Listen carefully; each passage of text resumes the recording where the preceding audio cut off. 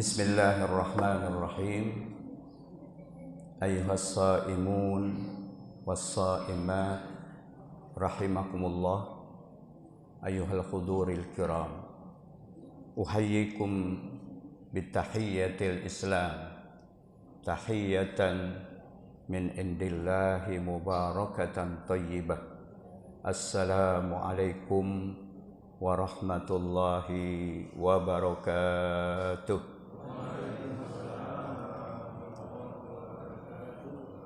Alhamdulillahilladzi faddala syahra ramadana ala baqi syuhur. Wassalatu wassalam ala sayyidina Muhammadin istaqbala syahra ramadana ahsana istiqbal. Allahumma salli wa sallim ala sayyidina wa habibina wa syafi'ina wa maulana Muhammad wa ala alihi wa sahbihi ajma'in, amma ba'du. Rabbi shrah li sadri wa yassir li amri wahlul 'uqdatam min lisani yafqahu qawli. Subhanaka la ilma lana illa ma 'allamtana innaka antal alimul hakim. Yaqulullahu subhanahu wa ta'ala fi muhkami tanzilih wa huwa asdaqul qailin. A'udzu billahi minasy syaithanir rajim. Ya ayyuhalladzina amanu taqullaha haqqa tuqatih wa la tamutunna illa wa antum muslimun. Wa qala rasuluhu sallallahu alaihi wasallam ittaqillaha haitsu ma kunta wa atbi'is sayyi'atal hasanata tampuha wa khaliqin nasa bi khuluqin hasanin. Sadaqallah wa sadaqa rasuluhu sallallahu alaihi wasallam. Masyarul muslimin wal muslimat, jamaah salat subuh Masjid Al-Furqan yang dimuliakan Allah Subhanahu wa taala. Puji syukur mari senantiasa kita panjatkan kehadiratnya. Alhamdulillah, tidak terasa kita memasuki hari ke-7 atau ke-8 sebagian di bulan yang sudah lama kita nanti-nantikan. Sejak bulan Rajab kita selalu memanjatkan kehadirat Allah seraya mengucapkan Allahumma barik lana fi Rajab wa Sya'bana wa ballighna Ramadhana. Wahai Tuhan kami, berkahilah kami di bulan Rajab dan bulan Sya'ban, dan antarkanlah kami memasuki bulan Ramadan. Alhamdulillah, doa kita dikabulkan. Kita sudah memasuki minggu pertama, sudah tuntas insyaallah, dan tentunya akan kita lanjutkan sampai akhir Ramadan sesuai dengan firman Allah, walitukmilul iddata walitukabbirullaha ala ma hadakum wala'allakum tashkurun. Hendaklah kalian menyempurnakan bilangan bulan Ramadan ini satu bulan full, baik 29 maupun 30 hari. Setelah itu barulah kalian mengagungkan asma Allah dengan memperbanyak takbir, karena kalian sudah mendapat hidayah dari Allah, dan sebagai ekspresi dan ungkapan rasa syukur. Ini yang harus kita pegang. Jangan sampai kita di awal begitu semangat, begitu antusias melakukan berbagai hal yang diperintahkan oleh Allah dan Rasulnya, tapi justru memasuki hari-hari dan malam-malam puncak justru kendor. Nah, ini yang diingatkan oleh Sayyidah Aisyah radhiyallahu anha seraya mengemukakan tentang bagaimana yang beliau saksikan di dalam keluarga beliau bersama Rasulullah sallallahu alaihi wasallam. Beliau mengatakan, kana Rasulullah sallallahu alaihi wasallam idza dakhala asyral awakhir min Ramadan syadda mi'zarahu wa ayqaza ahlahu wa takafa. Kata Sayyidah Aisyah radhiyallahu anha bahwa Nabi sallallahu alaihi wasallam, Rasulullah sallallahu alaihi wasallam ketika memasuki 10 terakhir bulan Ramadan, beliau mengencangkan ikat pinggang, mengintensifkan melakukan berbagai macam ibadah. Bukan hanya beliau mengajak keluarganya dan beriktikaf. Nah, ini barangkali yang perlu menjadi peringatan bagi diri kita semua, jamaah kita dan keluarga kita, agar semakin bertambah bilangan bulan Ramadan, semakin meningkat intensitas kita di dalam beribadah. Salawat dan salam semoga Allah melimpahkan kepada panutan kita, junjungan kita, suri tauladan kita, baginda Rasulullah sallallahu alaihi wasallam. Mudah-mudahan kita diberikan kekuatan serta kemudahan oleh Allah Subhanahu wa taala untuk bisa mencontoh dan meneladani beliau dalam berbagai aspek kehidupan, terutama di bulan Ramadan ini. Kata Rasulullah sallallahu alaihi wasallam dalam sabdanya sebagaimana diriwayatkan oleh salah seorang sahabatnya, kana Nabi sallallahu alaihi wasallam ajwadan nasi bil khair wa kana ajwada ma yakunu fi Ramadan hina yalqahu Jibril yaqra'u alaihi al-Qur'an wa kana ajwada minar rihil mursal. Kata salah seorang sahabat Rasulullah sallallahu alaihi wasallam bahwa Rasulullah sallallahu alaihi wasallam adalah orang yang paling dermawan. Dan kedermawanan itu semakin bertambah ketika beliau dihampiri oleh malaikat Jibril di setiap bulan Ramadan yang membacakan di hadapannya ayat-ayat dan surat-surat yang telah diturunkan. Dan di saat itu kedermawanan beliau melebihi angin yang berhembus. Dari hadis ini kita perlu meneladani beliau di bulan Ramadan ini, di samping mendermakan sebahagian dari apa yang Allah berikan kepada kita, karena derma kita, infak kita di bulan Ramadan ini akan dilipat gandakan oleh Allah Subhanahu wa taala. Pahala ibadah sunnah menjadi bernilai ibadah wajib, dan ibadah wajib akan dilipatkan menjadi 70 kali lipat. Dan ketika kita memberikan makan kepada orang yang berbuka, maka kita akan mendapatkan pahala seperti orang yang kita beri makan ketika berbuka tanpa harus mengurangi pahala yang dia miliki. Inilah perbuatan-perbuatan yang dilakukan oleh baginda Rasulullah selama bulan Ramadan. Di samping tentunya beliau mencontohkan bagaimana di bulan Ramadan kita berinteraksi dengan Al-Quran melalui tadarus yang beliau lakukan dengan malaikat Jibril untuk mereview kembali, memurajaah kembali, menetapkan ayat-ayat dan surat-surat yang telah diturunkan sehingga seperti yang kita baca dalam mushaf saat ini.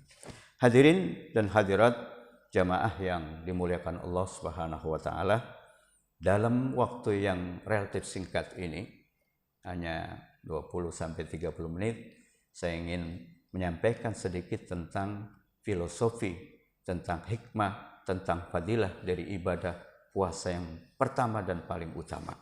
Sebagaimana ayat yang sering kita dengar, bahkan kita hafal di bulan Ramadan ini selalu dikepandangkan, firman Allah dalam surat Al-Baqarah 183, A'udzubillahi minasyaitonirrajim, ya ayyuhalladzina amanu kutiba alaikumusiyam kama kutiba alal ladzina min qablikum la'allakum tattaqun.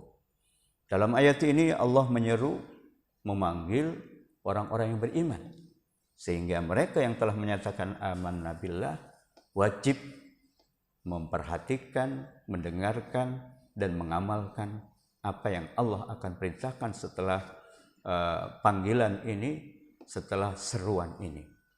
Dalam konteks ayat ini Allah menjelaskan kutiba alaikumusiyam kama kutiba alal ladzina min qablikum. Allah mewajibkan kepada kalian melaksanakan siamu Ramadan sebagaimana siamu Ramadan juga diwajibkan terhadap umat sebelum kalian. Di ujung ayat itu Allah menjelaskan tentang filosofi, tentang hikmah, tentang fadilah dari ibadah saum ini, yaitu la'allakum tattaqun, agar kalian bertakwa kepadanya. Tentu orang yang kritis akan bertanya, bukankah seluruh ibadah muaranya adalah untuk menumbuhkan takwa pada diri seorang, karena definisi takwa kata para ulama secara etimologi, secara bahasa adalah al-khaufu minallah, takut kepada Allah kalau dia melanggar aturan-aturan, menyimpang dari syariat-syariatnya. Sehingga konsekuensi dari takut itu, maka dia melakukan apa yang didefinisikan oleh para ulama tentang takwa secara terminologi atau istilah adalah imtisalun li awamirillah wajtinabun linawahi. Kita komit, kita konsisten, kita istiqomah menjalankan segala perintah Allah dalam berbagai aspek kehidupan, juga menjauhi larangan-larangannya dari seluruh segi kehidupan kita. Sehingga dengan demikian orang akan menjadi orang yang dimuliakan di sisi Allah Subhanahu wa taala. Nah, kalau kita amati seluruh rangkaian ibadah, terutama rukun Islam yang 5, itu muaranya adalah untuk menumbuhkan sifat takwa itu. Tetapi dalam ayat-ayat yang kita baca ketika Allah memerintahkan ibadah-ibadah ini, hanya saumlah yang dikatakan la'allakum tattaqun. Ketika Allah Subhanahu wa taala memerintahkan kita untuk melaksanakan salat, Allah berfirman, wa aqimis salata li zikri. Tegakkanlah salat untuk mengingatku. Tidak disebutkan la'allakum tattaqun. Ketika Allah Subhanahu wa taala memerintahkan kita yang mampu, yang sudah sampai memiliki harta sampai pada batas nisab dan haul, Allah menyebutkan hikmah dan filosofi mengeluarkan zakat adalah khuz min amwalihim shadaqatan tutahhiruhum wa tuzakkihim biha. Ambillah dari harta mereka orang-orang yang kaya sedekah yang wajib, yaitu zakat. Fungsinya adalah untuk membersihkan diri manusia dari sifat tamak, dari sifat serakah, dari sifat pelit, dari sifat bakhil. Yang kedua adalah zakat yang kita keluarkan, infak dan sedekah yang kita keluarkan adalah untuk membersihkan harta kita dari hal-hal yang syubhat. Tentu kalau hal yang haram sudah barang pasti harus dibuang jauh-jauh. Hal yang syubhat sekalipun harus kita bersihkan melalui infak dan sedekah itu. Ketika Allah Subhanahu wa taala memerintahkan bagi orang yang mampu melakukan perjalanan haji, Allah memerintahkan di dalam ayatnya juga tidak menyebutkan la'allakum tattaqun. Wa adzin fin nasi bil haji ya'tuka rijalan wa ala kulli dhamirin ya'tina min kulli fajjin amik liyashhadu manafi'a lahum. Permaklumkanlah, informasikanlah, undangkanlah olehmu wahai Ibrahim, wahai Muhammad sallallahu alaihi wasallam kepada seluruh manusia di jagat raya ini untuk berkunjung ke Baitullah. Maka mereka akan meresponnya dari tempat yang jauh, mengendarai berbagai macam kendaraan. Tujuannya tidak lain liyashhadu manafi'a lahum, agar mereka menyaksikan keagungan, kebesaran, keautentikan, kesahihan apa yang selama ini kita baca Al-Quran. Kita menyebut dan membaca adanya Ka'bah Musyarrafah di Masjidil Haram, adanya Safa dan Marwah, adanya rangkaian yang disebut Amakinul Muqaddasah, mulai Padang Arafah, Muzdalifah, dan Mina. Itu semua kita atau didapati oleh orang yang berkunjung ke sana baik dalam keadaan haji dan umrah. Maka seharusnya mereka yang sudah berkunjung ke sana semakin kuat, semakin kokoh imannya, karena dia sudah melakukan napak tilas dan membuktikan apa yang selama ini mereka yakini dan mereka baca dengan mata kepala sendiri. Itu juga kata Allah tujuannya liyashhadu manafi'a lahum, tidak la'allakum tattaqun. Para ulama berusaha untuk menjawab pertanyaan-pertanyaan ini. Ternyata bahwa ibadah-ibadah yang disebutkan tadi, mulai dari sholat, zakat, apalagi haji, adalah perintah untuk melakukan perbuatan. Sehingga kalau itu adalah perbuatan, maka sudah barang pasti dia bisa dilihat, bila disaksikan, bisa disaksikan oleh orang lain, bahkan oleh masyarakat luas. Sehingga kemungkinan dirasuki penyakit riya sangat besar. Padahal penyakit riya itu yang ada dalam hati manusia melakukan ibadah, melakukan perbuatan bukan karena Allah, tapi karena yang lain, karena ingin dipandang, karena ingin disanjung, karena ingin dipuji, maka itu semua akan merusak nilai ibadah yang kita lakukan.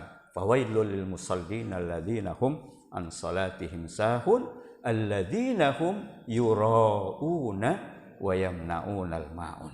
Celakalah orang yang salat. Fawailul musallin, siapa mereka yang salat tapi celaka? Adalah alladzina, mereka yang sahun, yang lalai, yang tidak sadar, yang mengabaikan salat itu, dan juga orang-orang yang melakukan perbuatan karena riya. Nauzubillah min dzalik.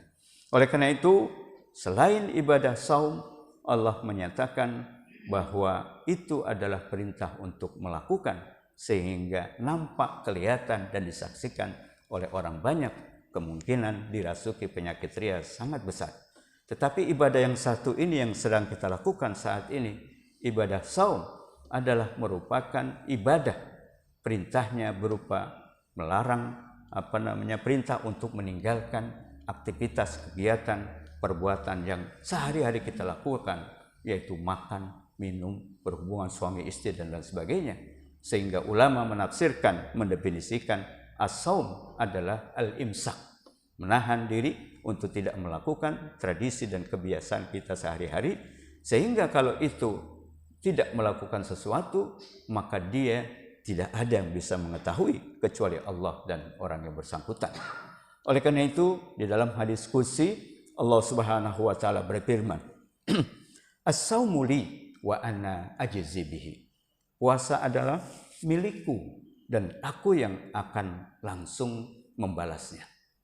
Dan itulah sebabnya Allah menjelaskan bahwa filosofi, hikmah, fadilah berpuasa yang utama dan pertama adalah la'allakum tattaqun, agar kalian bertakwa. At-taqwa hahuna, kata Rasulullah. Takwa itu ada di dalam hati kita. Merasa diri kita dipantau, dikontrol, diperhatikan oleh Allah. Maka itulah yang disebut takwa, sehingga ada ataupun tidak ada orang di depan ataupun orang banyak, kita tetap istiqomah menjalankan perintah Allah dan menjauhi larangannya, tanpa peduli ada orang atau tidak, karena pantauan Allah, karena muraqabatullah tidak dibatasi oleh ruang dan waktu. Inilah nilai utama dan pertama dari ibadah saum yang kita lakukan saat ini, sehingga kita baik depan orang, di rumah kita, di kamar kita tidak melakukan aktivitas yang dilarang oleh Allah, meskipun secara logika, secara zahiriyah tidak ada yang melihat, tapi karena kita yakin muraqabatullah, maka kita tetap istiqomah menjauhi larangan yang bisa membatalkan puasa. Nah, kalaulah hal-hal yang yang dibolehkan kita mampu untuk menjauhinya selama bulan Ramadan, sudah barang pasti di luar bulan Ramadan akan berdampak ke dalam kehidupan kita sehari-hari, karena ketakwaan itu sudah semakin mantap, semakin tebal, sehingga kita tidak ada bedanya dalam beramal saleh, baik dalam lingkungan kita, dalam keluarga kita, maupun dalam kehidupan sehari-hari. Hadirin jamaah yang dimuliakan oleh Allah Subhanahu wa taala, tentu takwa itu ada di seluruh aspek kehidupan kita, termasuk khususnya dalam apa yang kita sebut dengan rukun agama. Takwa bisa kita wujudkan dalam bentuk pemantapan akidah kita kepada Allah. Takwa juga kita bisa buktikan dengan melaksanakan apa yang kita sebut dengan rukun Islam sebagai implementasi, sebagai pembuktian keimanan kita. Dan takwa juga kita bisa wujudkan dalam berinteraksi dengan masyarakat yang kita sebut dengan akhlak. Inilah yang digambarkan oleh Allah sifat orang muttaqin dalam rangkaian surat Al-Baqarah yang selalu kita wiridkan, yaitu di awal surat Al-Baqarah Allah menyatakan dzalikal kitabu la raiba fi hudal lil muttaqin alladzina yu'minuna bil ghaib wa yuqimunas salata wa mimma razaqnahum yunfikun. Jadi ada 3 ruang di sini menjadi ciri orang muttaqin, kata Allah Subhanahu wa taala. Yang pertama, alladzina yu'minuna bil ghaib, Mereka percaya dengan hal yang gaib, maksudnya yang tidak nampak dengan mata kepalanya, seperti Allah, seperti malaikat, seperti alam kubur, seperti surga dan neraka. Itu hanya bisa diyakini oleh orang-orang yang beriman, dan iman itu adalah bagian implementasi dari ketakwaan itu. Kemudian wa yuqimunas shalah. Ciri yang kedua orang muttaqin adalah mereka yang istiqomah menegakkan salat yang wajib terutama maupun salat-salat yang sunnah sebagai implementasi, sebagai pembuktian, sebagai pengejawantahan dari keimanan kita kepada yang gaib, yaitu kepada Allah dan perintah-perintahnya. Kemudian wa mimma razaqnahum yunfiqun, dan yang ketiga adalah ada kepedulian kepada makhluk Allah yang lain, terutama manusia yang membutuhkan, dengan kita berinfak baik yang sunnah maupun yang wajib. Inilah ciri orang muttaqin yang dibuktikan amaliyahnya dalam bentuk akidah, mengenal Allah dengan baik, dalam bentuk syariah, implementasi dari akidah itu, dan juga cara bagaimana kita berinteraksi dengan Allah maupun dengan manusia dengan menerapkan akhlakul karimah. Masyaallah muslimin, jamaah yang dimuliakan Allah Subhanahu wa taala. Dan tentu ada cara bagaimana kita bisa mewujudkan ketakwaan itu, yang merupakan sesuatu yang menjadi dampak dan harapan setiap orang yang beriman. Paling tidak ada kriteria atau persyaratan yang harus kita penuhi agar kita bisa mewujudkan takwa itu. Yang pertama adalah al-ilmu wal ma'rifah. Dengan kita tahu, memiliki ilmu dan pengetahuan tentang Allah. Jadi ilmu tentang bagaimana tata cara ibadah, bagaimana kaifiyah salat, kaifiyatu saum, kaifiyatu zakat, dan kaifiyatu al-hajj. Tentu kita tidak akan tahu tentang tata cara, syarat, rukun yang membatalkan dan lain sebagainya, kecuali dengan kita belajar. Oleh karena itu, belajar ilmu terutama agama tidak mengenal waktu, tidak mengenal jenjang, tapi minal mahdi ilal lahdi. Yang kedua juga tentang makrifah kepada Allah, kenal tentang sifat-sifat Allah yang wajib maupun yang mustahil maupun yang jaiz, dan apa nama-nama Allah dan lain sebagainya, agar kita di dalam beribadah fokus mengenal siapa yang kita sembah itu. Itulah yang kita sebut dengan ilmu tauhid atau ilmu akidah. Maka dengan ilmu dan makrifah itu, maka kita bisa mewujudkan takwa dalam kehidupan kita. Yang kedua adalah takwa juga bisa diwujudkan dengan al-azmu wal iradah al-qawiyah, dengan tekad dan kemauan yang keras. Tanpa adanya tekad dan kemauan yang keras, kita bisa digoda, bisa dirayu oleh setan. Seperti dalam ibadah puasa ini, ternyata selama ini kita sulit untuk menghentikan makan minum dalam keseharian kita. Tetapi dengan kemauan, dengan tekad dan kemauan yang keras, ternyata kita bisa insya Allah melaksanakan ibadah saum selama 1 bulan ini. Dan yang ketiga adalah yang tidak kalah pentingnya untuk bisa mewujudkan takwa itu adalah al-amalul mukhlis wal jad, yaitu suatu amal perbuatan yang tulus, ikhlas karena Allah, dan juga penuh dengan kesungguhan. Wa ma umiru illa liya'budullaha mukhlishina lahuddin hunafa. Kalian tidak diwajibkan untuk menyembah Allah kecuali dengan ketulusan dan keikhlasan. Maka dengan 3 kriteria ini, dengan 3 persyaratan ini, insya Allah takwa itu kita bisa wujudkan dalam keseharian kita. Yang pertama, memiliki ilmu dan makrifah. Yang kedua, ada tekad yang kuat dan kemauan yang keras. Dan yang ketiga, dilakukan dengan tulus, ikhlas, dan sungguh-sungguh. Hadirin jamaah yang dimuliakan Allah Subhanahu wa taala. Ketika sifat atau syarat-syarat itu kita penuhi, maka takwa itu akan bisa diwujudkan dalam kehidupan kita. Dan kalau takwa sudah kita miliki, maka Allah menjanjikan 3 hal dalam kehidupan kita. Yang pertama adalah Allah akan memberikan kita keberkahan dalam kehidupan ini.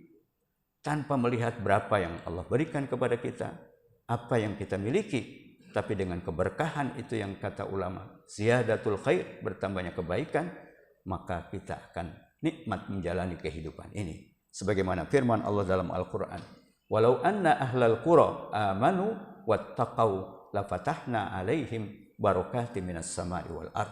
Seandainya penduduk komplek ini, penduduk kampung ini, penduduk negeri ini beriman dan bertakwa kepada Allah Subhanahu wa taala, pasti kata Allah kami bukakan mereka keberkahan dalam kehidupan ini. Itu yang pertama.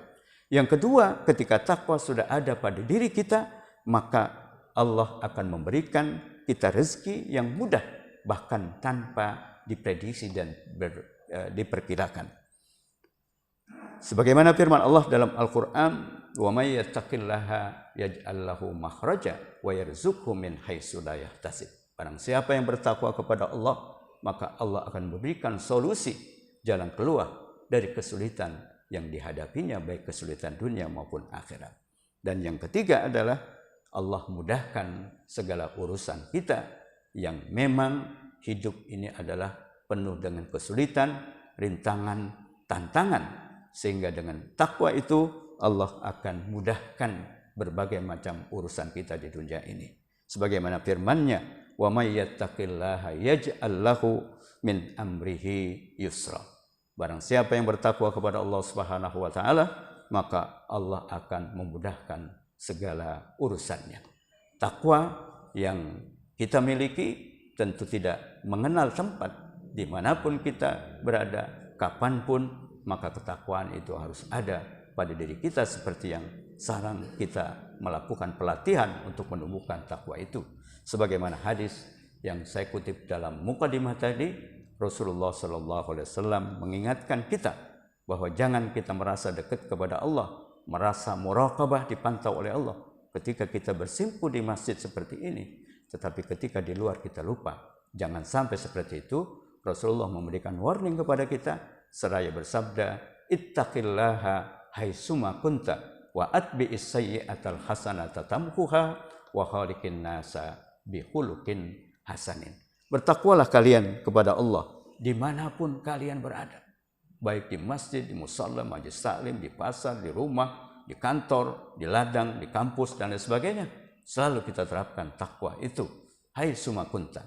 Kemudian karena kita manusia biasa, bukan malaikat, mungkin ada penyimpangan, ada pelanggaran terhadap hukum Allah, syariat Allah, maka Allah, Rasulullah memberikan jalan, wa atbi'is sayyi'atal hasanata tamhuha, dan ikutilah perbuatan buruk yang terlanjur kita lakukan dengan perbuatan baik, maka perbuatan baik akan mengcover, akan menutupi, akan menghapus perbuatan buruk itu. Dan kemudian kata Rasulullah, wa khaliqin nasa bihulukin hasanin, berinteraksilah, bergaulah, berkomunikasilah dengan sesama manusia dengan akhlakul karimah.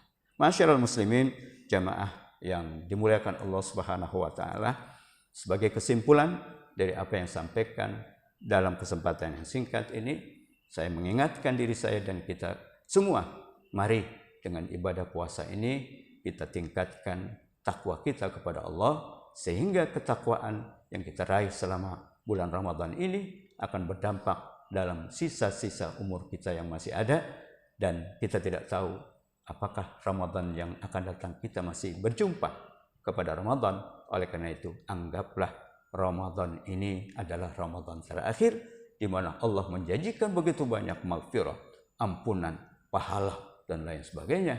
Maka kata Rasulullah, asyaqiyyu man hurrimat fihi rahmatullah. Orang yang sengsara, orang yang rugi besar ketika dia memasuki bulan Ramadan tetapi dia tidak meraih rahmat, maghfirah, dan ampunan dari Allah. Nauzubillah min dzalik. Masyaallah muslimin, jamaah yang dimuliakan oleh Allah Subhanahu wa taala, kita berdoa kepada Allah Subhanahu wa taala, mudah-mudahan Allah panjangkan umur kita, murahkan rezeki kita, diberikan kesehatan kita oleh Allah Subhanahu wa taala, dan yang namanya COVID-19 berlalu dari muka bumi ini, sehingga kita normal kembali menjalani kehidupan dan ibadah kepada Allah Subhanahu wa taala. Wa'fu anna karim. Alhamdulillahi rabbil alamin.